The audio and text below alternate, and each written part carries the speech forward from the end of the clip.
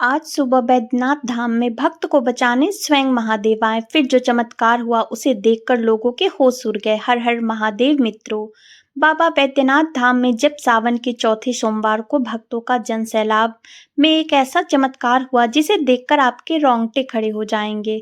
सावन का महीना भगवान शिव की भक्ति में डूबा हुआ महीना होता है।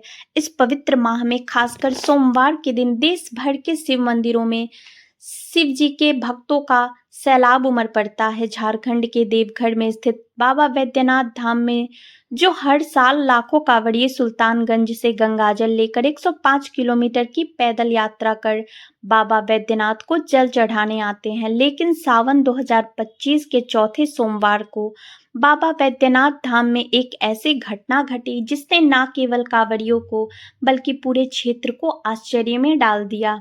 यह घटना है एक साधारण भक्त की जिसके साथ भगवान शिव ने ऐसा चमत्कार किया कि लोग आज भी उस घटना को याद करते हैं और उनके रोंगटे खड़े हो जाते हैं। तो भक्तों, शुरू करते हैं इस भव्य रूपी घटना को। अगर आप भी महादेव के सच्चे भक्त हैं तो वीडियो को लाइक करके चैनल को सब्सक्राइब जरूर कर दीजिए। घटना की शुरुआत होती है। पंकज एक 32 वर्षीय साधारण किसान बिहार के एक छोटे से गांव हरिपुर में रहता था। वह एक गरीब परिवार से था, लेकिन उसकी भगवान शिव के प्रति अटूट भक्ति थी। बचपन से ही वह हर सावन में अपने गांव के छोटे से शिव मंदिर में जल चढ़ाने जाता था। उसकी माँ उसे हमेशा कहती थी, पंकज, भोलेनाथ बड़े दयालु हैं, जो सच्चे मन से मांगता है उसे वह जरूर देते हैं। पंकज की जिंदगी में कई परेशानियां थी। उसकी पत्नी लक्ष्मी गंभीर बीमारी से जूझ रही थी और डॉक्टरों ने साफ कह दिया था कि उसका इलाज बहुत महंगा होगा, जो पंकज की हैसियत से बाहर था। इसके बावजूद पंकज ने हार नहीं मानी। उसने ठान लिया कि इस बार वह सावन के चौथे सोमवार को बाबा बैद्यनाथ धाम जाकर अपनी पत्नी के लिए प्रार्थना करेगा। पंकज ने सुना था कि बाबा बैद्यनाथ की कृपा से असंभव भी संभव हो जाता है। उसने तय किया कि वह 110 किलोमीटर की कांवड़ यात्रा पैदल पूरी करेगा। गांव वालों ने उसे समझाया, पंकज, तू इतनी लंबी यात्रा कैसे करेगा? तू तो पहले कभी इतना दूर पैदल नहीं गया। लेकिन पंकज का विश्वास अडिग था। उसने कहा, मेरे भोलेनाथ मेरे साथ हैं, मैं यह यात्रा पूरी करूंगा। सावन का चौथा सोमवार यानी 4 अगस्त 2025 से 2 दिन पहले पंकज ने अपनी यात्रा शुरू कर दी। उसने सुल्तानगंज में गंगा नदी के किनारे स्नान किया और अपने कांवड़ में पवित्र गंगाजल भरा। उसका कांवड़ साधारण था, बांस की 2 डंडियों के बीच एक लोटा जिसमें गंगाजल था।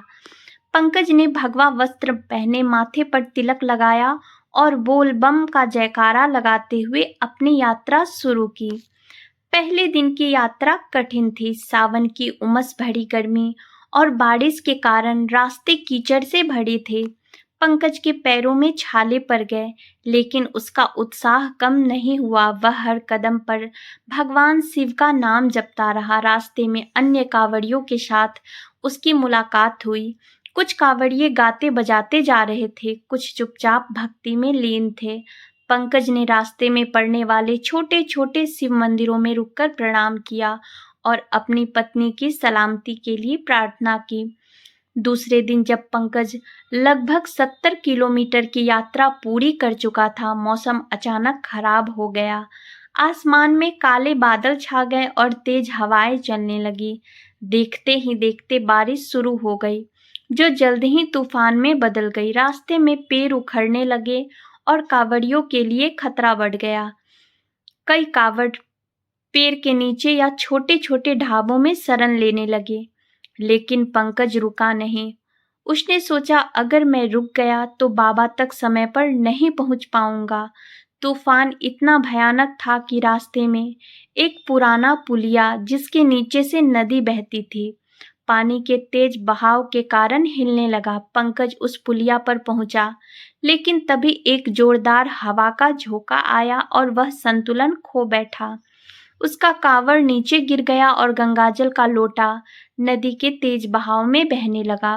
पंकज के लिए यह किसी बड़े नुकसान से कम नहीं था। वह चिल्लाया, बाबा मेरी रक्षा करो, मेरी पत्नी का क्या होगा? वह लोटे को बचाने के लिए नदी की ओर दौड़ा, लेकिन तेज बहाव के कारण वह खुद भी फिसल गया और नदी में गिर गया। जैसे ही पंकज नदी के ठंडे पानी में डूबने लगा, उसे लगा कि कोई उसका हाथ पकड़कर उसे ऊपर खींच रहा है। उसने आंखें खोली तो देखा कि एक साधु, जिसके माथे पर चंदन का तिलक और गले में रुद्राक्ष की माला थी, उसने उसे किनारे की ओर खींचा। साधु की आंखों में एक अजीब सी चमक थी और उसका चेहरा शांत लेकिन तेजस्वी था। साधु ने पंकज को किनारे पर लाया और कहा, बेटा डर मत, भोलेनाथ अपने भक्तों को कभी निराश नहीं करते। साधु ने पंकज को उसका कावड़ लौटाया, जिसमें गंगाजल का लोटा सुरक्षित था। पंकज हैरान था, वह लोटा तो नदी में बह गया था, फिर यह कैसे वापस आया? पंकज ने साधु को धन्यवाद देना चाहा, लेकिन जब उसने पीछे मुड़कर देखा तो साधु वहां नहीं था। वह आसपास ढूंढने लगा, लेकिन साधु का कहीं पता नहीं चला। पंकज को यकीन हो गया कि यह कोई साधारण साधु नहीं, बल्कि स्वयं भगवान शिव थे, जो उनकी रक्षा के लिए आए थे। उनका मन श्रद्धा से भर गया और उसने जोश के साथ अपनी यात्रा फिर से शुरू की। पंकज ने अपनी यात्रा जारी रखी, लेकिन रात होने पर वह एक घने जंगल के रास्ते से गुजर रहा था। यह क्षेत्र कांवड़ यात्रा के लिए कुख्यात था, क्योंकि यहाँ जंगली जानवरों और लुटेरों का खतरा रहता था। रात के अंधेरे में पंकज अकेला था और उसे डर लग रहा था। तभी उसे कुछ कदमों की आहट सुनाई दी। उसने पीछे मुड़कर देखा तो कुछ लोग उसका पीछा कर रहे थे। उनकी आंखों में लालच और खतरे की चमक थी। पंकज समझ गया कि यह लुटेरे हैं जो कांवड़ियों से पैसे और सामान लूटते हैं। पंकज ने अपनी गति बढ़ाई, लेकिन लुटेरों ने उसे घेर लिया। एक लुटेरे ने चाकू निकाला और बोला, जो कुछ है निकाल दे, वरना जान से जाएगा। पंकज के पास कुछ नहीं था सिवाय उसके कांवड़ और गंगाजल के लोटे के। उसने लुटेरों से विनती की, मेरे पास कुछ नहीं है, यह गंगाजल बाबा बैद्यनाथ के लिए है, मुझे जाने दो।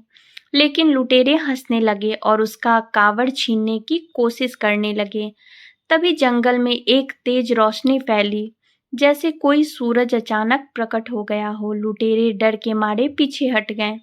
रोशनी के बीच से एक विशालकाय आकृति प्रकट हुई। यह स्वयं भगवान शिव थे। उनके माथे पर चंद्रमा, गले में सर्प और हाथ में त्रिशूल। उनकी आंखों से ऐसी ज्वाला निकल रही थी कि लुटेरे कांपने लगे। एक गहरी आवाज गूंजी, मेरे भक्त को छूने की हिम्मत मत करना। लुटेरे डर के मारे भाग गए और कुछ तो बेहोश होकर जमीन पर गिर पड़े। पंकज भगवान शिव के चरणों में गिर पड़ा और रोने लगा।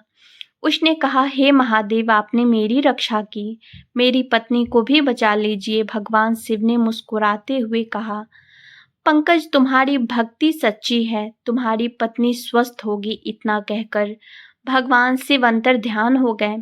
पंकज की आंखों से आंसू बह रहे थे, लेकिन उसका मन आनंद से भर गया। अगले दिन सावन का चौथा सोमवार पंकज बाबा बैद्यनाथ धाम पहुंचा। मंदिर के बाहर कांवड़ियों की लंबी कतार थी। पंकज ने भी अपनी बारी का इंतजार किया।